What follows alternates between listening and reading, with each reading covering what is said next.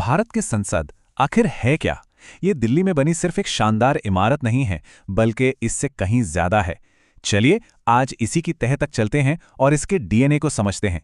यानी अनुच्छेद 79, वो संवैधानिक ब्लूप्रिंट जो हमारे पूरे विधायी सिस्टम की परिभाषा तय करता है। और हाँ, जो लोग सिविल सेवा की तैयारी कर रहे हैं उनके लिए तो ये एक ऐसा बुनियादी कॉन्सेप्ट है जिसे समझे बिना आगे बढ़ना मुश्किल है। तो जब भी कोई संसद कहता है, हमारे दिमाग में क्या आता है? शायद एक बड़ी सी गोल इमारत, या फिर जोर शोर से बहस करते हुए नेता। लेकिन क्या ये सिर्फ इतना ही है? संविधान का अनुच्छेद 79 हमें बताता है कि संसद एक बहुत ही खास 3 हिस्सों वाली संरचना है, और आज हम इसी की परतें खोलने वाले हैं। इसका जवाब कहीं और नहीं बल्कि सीधे हमारे संविधान में ही छिपा है। देखिए, अनुच्छेद 79 की एक लाइन, बस एक लाइन, और इसी में हमारे पूरे पार्लियामेंट्री सिस्टम का नक्शा बना हुआ है। ये कहता है कि संघ के लिए एक संसद होगी, पर इसके मुख्य हिस्से कौन कौन होंगे? चलिए इस एक शक्तिशाली वाक्य को इसके मूल तत्वों में तोड़कर समझते हैं। तो इस ब्लूप्रिंट के वो घटक कौन से हैं? आर्टिकल 79 हमें साफ साफ बताता है कि संसद कोई एक अकेली चीज नहीं है, बल्कि ये 3 बहुत जरूरी हिस्सों से मिलकर बनी है। ये हैं वो 3 स्तंभ: राष्ट्रपति, राज्यों की परिषद और लोगों का सदन। अब यहाँ ये समझना बहुत जरूरी है कि ये तीनों अलग अलग संस्थाएं नहीं हैं, बल्कि ये तीनों मिलकर ही भारत की संसद को पूरा करते हैं। इनमें से एक को भी हटा दें तो ये पूरी संरचना अधूरी रह जाएगी। आइए पहले स्तंभ से ही शुरू करते हैं, भारत के राष्ट्रपति। अब ये बहुत दिलचस्प बात है। हम सब राष्ट्रपति को देश के कार्यकारी प्रमुख, मतलब हेड ऑफ द एग्जीक्यूटिव के तौर पर जानते हैं, है ना? लेकिन आर्टिकल 79 उन्हें सीधे हमारी विधायिका यानी लेजिस्लेचर के केंद्र में लाकर रख देता है। ये एक बहुत ही अहम फर्क है जिसे समझना जरूरी है। तो सवाल उठता है कि ऐसा क्यों? राष्ट्रपति तो किसी भी सदन के मेंबर नहीं होते, ना लोकसभा के ना राज्यसभा के, फिर भी वो संसद का इतना जरूरी हिस्सा कैसे हैं? देखिए, इसका जवाब छिपा है उनकी शक्तियों में।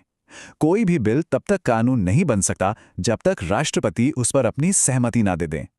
वही संसद के सत्र बुलाते हैं, सत्रावसान करते हैं और लोकसभा को भंग भी कर सकते हैं। यही वो शक्तियां हैं जो उन्हें कानून बनाने की प्रक्रिया का एक अटूट हिस्सा बनाती हैं। चलिए अब बात करते हैं बाकी के 2 स्तंभों की, यानी हमारे संसद के 2 सदन। आर्टिकल 79 में इनके बहुत खास नाम दिए गए हैं, जिन्हें जानना हमारे लिए बहुत जरूरी है। यहां एक चीज पर गौर करना बहुत जरूरी है। संविधान में राज्यसभा या लोकसभा जैसे शब्द इस्तेमाल नहीं हुए हैं। ये तो हम आम बोलचाल में इस्तेमाल करते हैं। जो असली संवैधानिक नाम है वो हैं राज्यों की परिषद और लोगों का सदन। और देखिए, नाम से ही इनका काम साफ हो जाता है। राज्यों की परिषद राज्यों का प्रतिनिधित्व करती है और लोगों का सदन सीधे भारत की जनता का। और जब किसी देश में कानून बनाने के लिए ऐसे 2 सदन होते हैं तो इस व्यवस्था को एक खास नाम दिया गया है, द्विसदनीय प्रणाली, या अंग्रेजी में कहें तो बायकैमरल सिस्टम। ये एक तरह का चेक एंड बैलेंस सिस्टम है, ताकि कोई भी कानून जल्दबाजी में या बिना सोचे समझे पास ना हो जाए। हर पहलू पर ठीक से बहस हो सके। तो हमने तीनों स्तंभों को एक एक करके समझ लिया। अब समय है इन सभी टुकड़ों को जोड़ने का और ये देखने का कि हमारी संसद की पूरी तस्वीर आखिर दिखती कैसी है। ये देखिए, ये छोटा सा समीकरण ही असल में अनुच्छेद 79 का पूरा सार है। ये कितनी खूबसूरती से दिखाता है कि भारत की संसद कोई एक चीज नहीं, बल्कि इन 3 इकाइयों का एक मिला जुला रूप है। राष्ट्रपति, उच्च सदन और निम्न सदन, जब ये तीनों एक साथ मिलकर काम करते हैं तभी कानून बनाने की प्रक्रिया पूरी होती है। ठीक है, तो हमने ये तो समझ लिया कि संरचना क्या है, पर असली सवाल तो ये है कि आखिर ये इतनी जरूरी क्यों है? हमारे संविधान बनाने वालों ने आखिर यही खास डिजाइन क्यों चुना? इसके पीछे की सोच क्या थी? तो इस पूरी चर्चा से जो सबसे जरूरी बातें निकल के आती हैं उन्हें फटाफट दोहरा लेते हैं। पहली बात, आर्टिकल 79 एक द्विसदनीय यानी बायकैमरल सिस्टम की नींव रखता है।